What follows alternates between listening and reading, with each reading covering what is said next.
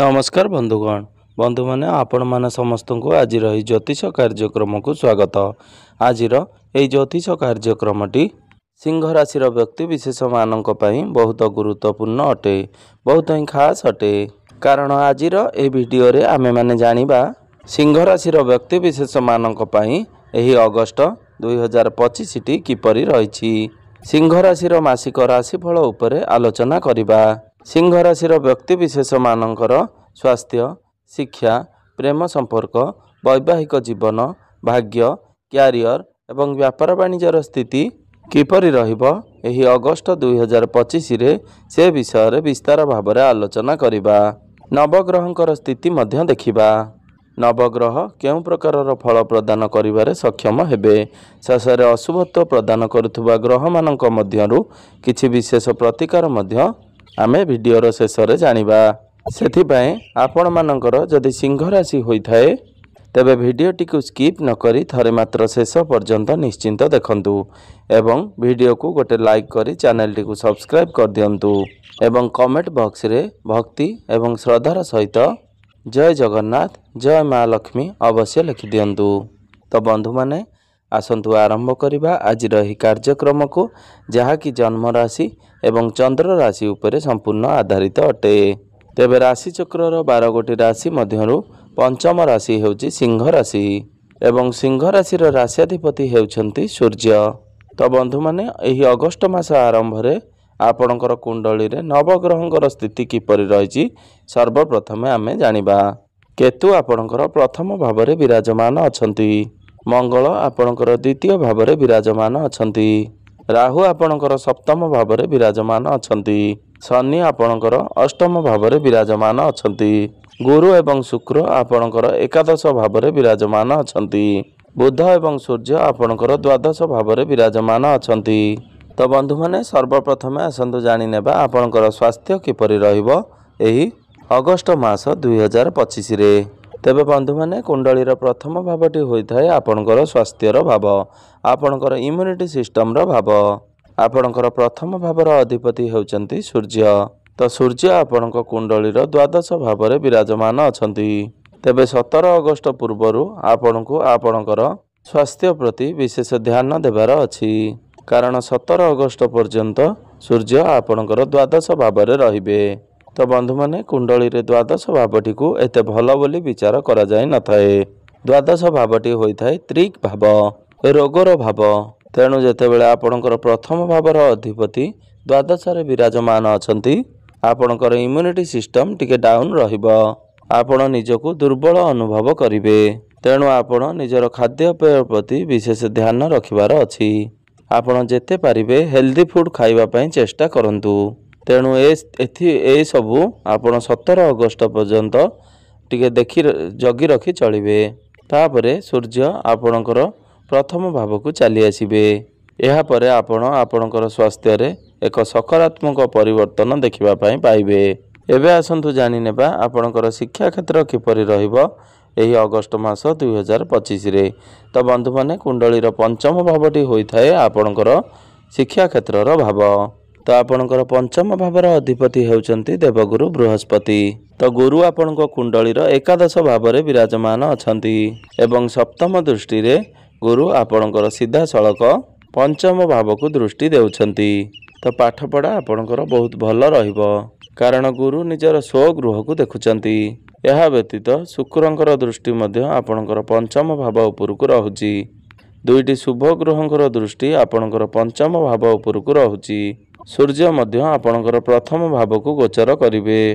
तेणु पाठपढ़ा आपणकर भल रहिबो। 17 अगस्त परे आपणकर पाठपढ़ा आहुरी अधिक भल रहिबो। तेणु 17 अगस्त परे जदि आपणकर कोनोसी एग्जाम रहिछि तो एग्जाम आपणक पई बहुत भल रहिबो। जदि आपण गवर्नमेंट एग्जाम पई प्रिपरेशन हेउछंती किंबा कॉम्पिटिटिव एग्जाम पई आपण प्रिपरेशन हेउछंती, सेथिरे आपनको सफलता प्राप्ति हेबो। तेबे पाठपढ़ा रिलेटेड आपण कोनोसी भी डिसीजन नेबा को चाहुचंती, किछि स्टेप नेबा को चाहुचंती, तो 17 अगस्त परे ताहा आपण नियंतु। आपणक पई समय बहुत अधिक भल रहिबो। एबे आसंतु जानि नेबा आपणकर प्रेम जीवन किपरि रहिबो एही अगस्त मास 2025 रे। ତେବେ ବନ୍ଧୁମାନେ କୁଣ୍ଡଳୀର ପଞ୍ଚମ ଭାବଟି ଶିକ୍ଷାର ଭାବ ହେବା ସହିତ ପଞ୍ଚମ ଭାବଟି ହୋଇଥାଏ ଆପଣଙ୍କର ପ୍ରେମ ଜୀବନର ଭାବ, ଆପଣଙ୍କର ସନ୍ତାନର ଭାବ। ତ ଆପଣଙ୍କର ପଞ୍ଚମ ଭାବର ଅଧିପତି ହେଉଛନ୍ତି ଦେବଗୁରୁ ବୃହସ୍ପତି। ତ ଗୁରୁ ଆପଣଙ୍କର ଏକାଦଶ ଭାବରେ ବିରାଜମାନ ଅଛନ୍ତି ଏବଂ ସପ୍ତମ ଦୃଷ୍ଟିରେ ଆପଣଙ୍କର ପଞ୍ଚମ ଭାବକୁ ଦୃଷ୍ଟି ଦେଉଛନ୍ତି। ଶୁକ୍ରଙ୍କର ଦୃଷ୍ଟି ମଧ୍ୟ ଆପଣଙ୍କର ପଞ୍ଚମ ଭାବ ଉପରକୁ ରହୁଛି। ଏହା ବ୍ୟତୀତ ଶନି ମଧ୍ୟ ଆପଣଙ୍କର ପଞ୍ଚମ ଭାବକୁ ଦୃଷ୍ଟି ଦେଉଛନ୍ତି। ତେଣୁ ଏହା ଦ୍ୱାରା ଆପଣଙ୍କର ପାର୍ଟନରଙ୍କର ମୁଡ୍ ସୁଇଂ ହୋଇପାରେ। ସେ ଟିକେ ମୁଡି ସ୍ୱଭାବର ରହିପାରନ୍ତି। ବେଳେବେଳେ ଆପଣଙ୍କର ପାର୍ଟନର ବହୁତ ଭଲ ରହିବେ, ଆପଣଙ୍କ ସହିତ ବହୁତ ଭଲ ଭାବରେ କଥାବାର୍ତ୍ତା କରିବେ, ଆପଣଙ୍କୁ ବହୁତ ଭଲ ପାଇବେ, କିନ୍ତୁ ବେଳେବେଳେ ସେ ବହୁତ ଜିଦିଆ ମଧ୍ୟ ହୋଇଯିବେ। ଶନିଙ୍କର ଦୃଷ୍ଟି ଆପଣଙ୍କର ପଞ୍ଚମ ଭାବ ଉପରକୁ ରହୁଛି। ବେଳେବେଳେ ସେ ନିଜର ଭୁଲକୁ ବୁଝିପାରିବେ ଏବଂ 16 ଅଗଷ୍ଟ ପର୍ଯ୍ୟନ୍ତ ଯେତେବେଳେ ସୂର୍ଯ୍ୟ ଗୁରୁଙ୍କର 1/12ର କନେକ୍ସନ୍ ବନୁଅଛି, ତ 16 ଅଗଷ୍ଟ ପର୍ଯ୍ୟନ୍ତ ଆପଣଙ୍କ ମଧ୍ୟରେ ଟିକେ ମିସ୍ଅଣ୍ଡରଷ୍ଟାଣ୍ଡିଂ ଦେଖାଦେଇପାରେ। କିନ୍ତୁ 17 ଅଗଷ୍ଟ ଠାରୁ ସୂର୍ଯ୍ୟ ଯେତେବେଳେ ଆପଣଙ୍କର ପ୍ରଥମ ଭାବରେ ଗୋଚର କରିବେ, ତ ଆପଣଙ୍କର ପ୍ରେମ ଜୀବନ ବହୁତ ଭଲ ରହିବ। ପୂର୍ବରୁ ଆପଣଙ୍କ ମଧ୍ୟରେ ଯାହା ବି କିଛି ମିସ୍ଅଣ୍ଡରଷ୍ଟାଣ୍ଡିଂ ଥିବ, ମିସ୍କମ୍ୟୁନିକେସନ୍ ହୋଇଥିବ, ସେ ସବୁର ସମାଧାନ ହୋଇଯିବ। ଆପଣଙ୍କ ମଧ୍ୟରେ ଯଦି କଥାବାର୍ତ୍ତା ବନ୍ଦ ହୋଇଯାଇଥିଲା, ତ ପୁନର୍ବାର ଆପଣଙ୍କ ମଧ୍ୟରେ ପ୍ୟାଚଅପ୍ ହୋଇଯିବ। ଯେକୌଣସି ବି ସମସ୍ୟା ଆପଣଙ୍କ ମଧ୍ୟରେ ଲାଗି ରହିଥିଲା, ସେ ସବୁ ଦୂର ହୋଇଯିବ।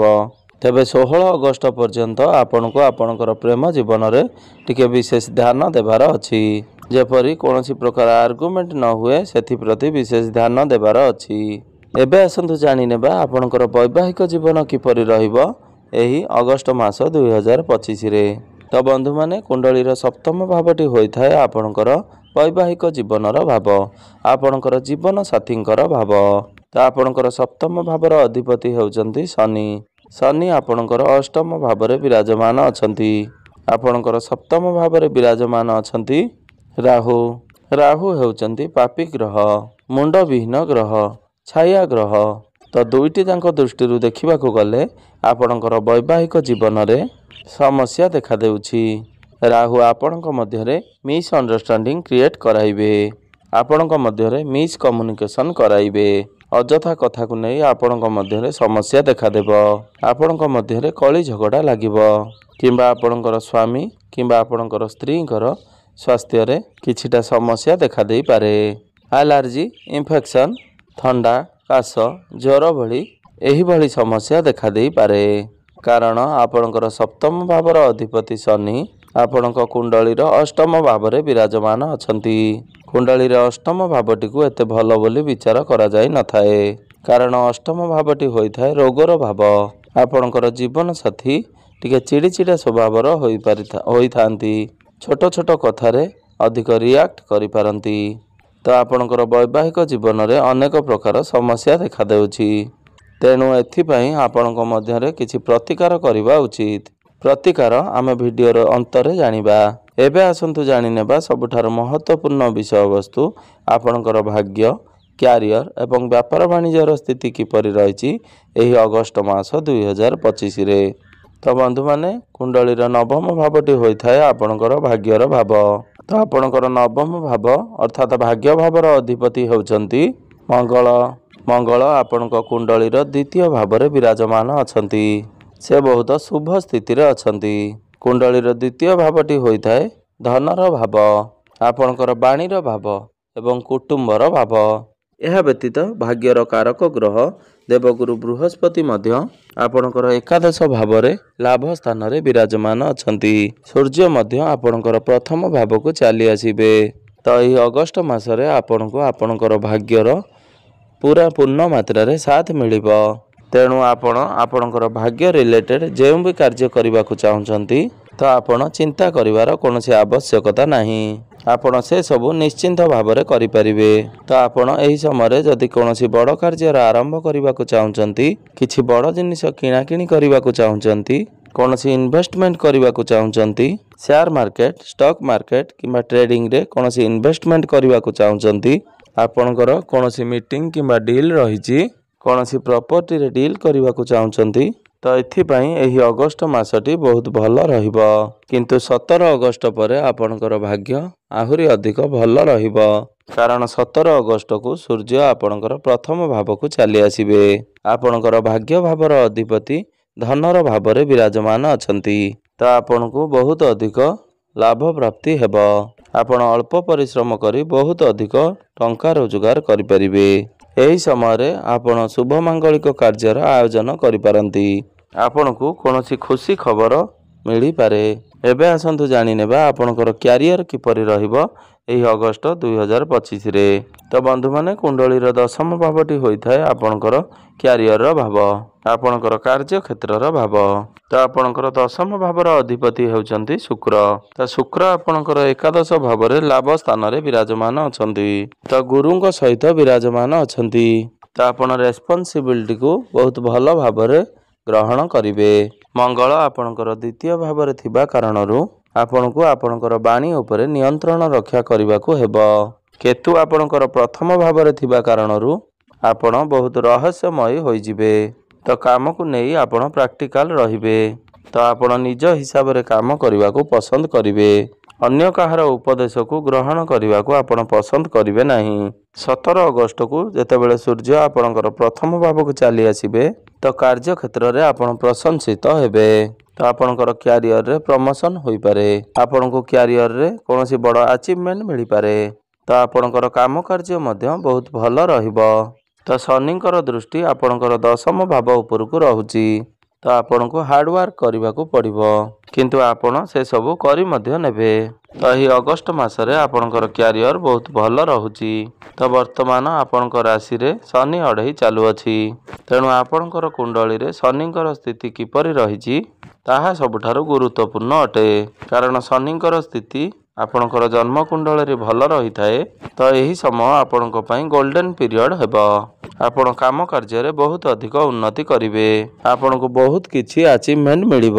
କିନ୍ତୁ ଯଦି ଶନିଙ୍କର ସ୍ଥିତି ଆପଣଙ୍କର ଜନ୍ମକୁଣ୍ଡଳୀରେ ଖରାପ ରହିଥାଏ, ତ ଆପଣଙ୍କ ମଧ୍ୟରେ ଶଙ୍କା ବଢ଼ିବ। କାମର ପ୍ରେସର ଆପଣଙ୍କ ଉପରେ ବଢ଼ିଯିବ। ଆପଣଙ୍କର ବିରୁଦ୍ଧରେ ଆପଣଙ୍କ କାର୍ଯ୍ୟକ୍ଷେତ୍ରରେ ପଲିଟିକ୍ସ ହେବ। ତେଣୁ ଆପଣଙ୍କର ଜନ୍ମକୁଣ୍ଡଳୀରେ ଶନିଙ୍କର ସ୍ଥିତି ବର୍ତ୍ତମାନ କିପରି ରହିଛି ତାହା ହିଁ ସବୁଠାରୁ ଗୁରୁତ୍ୱପୂର୍ଣ୍ଣ ଅଟେ। ନଚେତ୍ ଗ୍ରହମାନଙ୍କର ଗୋଚର ହିସାବରେ ଏହି ଅଗଷ୍ଟ ମାସରେ ଆପଣଙ୍କର କ୍ୟାରିୟର ବହୁତ ଭଲ ରହୁଛି। ଯଦି ଆପଣଙ୍କ ମଧ୍ୟରେ କୌଣସି ଚାକିରି ନାହିଁ, ଚାକିରି କରିବାର ବହୁତ ଭଲ ସୁଯୋଗ ରହୁଅଛି। ବହୁତ ବଡ଼ ସମ୍ଭାବନା ରହୁଛି। ତେଣୁ ଆପଣ ନିଜ ତରଫରୁ ଚେଷ୍ଟା ଜାରି ରଖନ୍ତୁ। ବ୍ୟାପାର ବାଣିଜ୍ୟର କଥା ହେବା ଯଦି, ତ ଏହି ଅଗଷ୍ଟ ମାସଟି ଆଭରେଜ ରହିବ। ବହୁତ ବେଶୀ ଭଲ ନୁହେଁ କିମ୍ବା ବହୁତ ବେଶୀ ଖରାପ ନୁହେଁ। ତ ବୁଧ ଆପଣଙ୍କର ଦ୍ୱାଦଶ ଭାବରେ ଅଛନ୍ତି। ତେଣୁ ବିଜନେସରେ ଆପଣଙ୍କର ଖର୍ଚ୍ଚ ବଢ଼ିବ। ତ ବ୍ୟାପାର ବାଣିଜ୍ୟ ପାଇଁ ଏହି ସେପ୍ଟେମ୍ବର ମାସଟି ବହୁତ ଭଲ ରହିବ। ଆପଣ ଠିକ୍ ଭାବରେ ଡିସିସନ୍ ମଧ୍ୟ ନେଇପାରିବେ ନାହିଁ। ତ ବନ୍ଧୁମାନେ, ଏବେ ଆସନ୍ତୁ ଜାଣିନେବା କିଛି ବିଶେଷ ପ୍ରତିକାର ବିଷୟରେ। ଯେଉଁ ପ୍ରତିକାର ଗୁଡ଼ିକ କରିବା ଦ୍ୱାରା ଆପଣଙ୍କର ଯେଉଁ ଅଶୁଭତ୍ୱ ରହୁଛି ସେଗୁଡ଼ିକ ଖଣ୍ଡନ ହୋଇ ଆପଣଙ୍କୁ ଶୁଭ ଫଳ ପ୍ରାପ୍ତି ହେବ। ତେଣୁ ଆପଣ ପ୍ରତ୍ୟେକ ଦିନ ହନୁମାନ ଚାଳିଶାର ପାଠ ଅବଶ୍ୟ କରନ୍ତୁ। ପ୍ରତ୍ୟେକ ଦିନ ଉଦିତ ସୂର୍ଯ୍ୟଙ୍କୁ ତମ୍ବା ପାତ୍ରରେ ଜଳାର୍ଘ୍ୟ ଅର୍ପଣ କରନ୍ତୁ। ପ୍ରତ୍ୟେକ ଦିନ ସୂର୍ଯ୍ୟଙ୍କର ବୀଜ ମନ୍ତ୍ରର ଜପ 108 ଥର ଅବଶ୍ୟ ଜପ କରନ୍ତୁ। ଆପଣଙ୍କର ବୈବାହିକ ଜୀବନ ପାଇଁ ଆପଣ ପ୍ରତ୍ୟେକ ଦିନ ଶନିଙ୍କର ବୀଜ ମନ୍ତ୍ରର ଜପ 108 ଥର ଜପ କରନ୍ତୁ। ଏହା ସହିତ ଆପଣ ପ୍ରତ୍ୟେକ ଦିନ ପକ୍ଷୀମାନଙ୍କୁ ଖାଇବା ପାଇଁ କିଛି ଖାଦ୍ୟ ଦିଅନ୍ତୁ। ତ ବନ୍ଧୁମାନେ, ଆପଣଙ୍କର ଜୀବନ ମଙ୍ଗଳମୟ ହେଉ, ଏହା ହିଁ ଈଶ୍ୱରଙ୍କ ନିକଟରେ ମୋର ଏତିକି ପ୍ରାର୍ଥନା।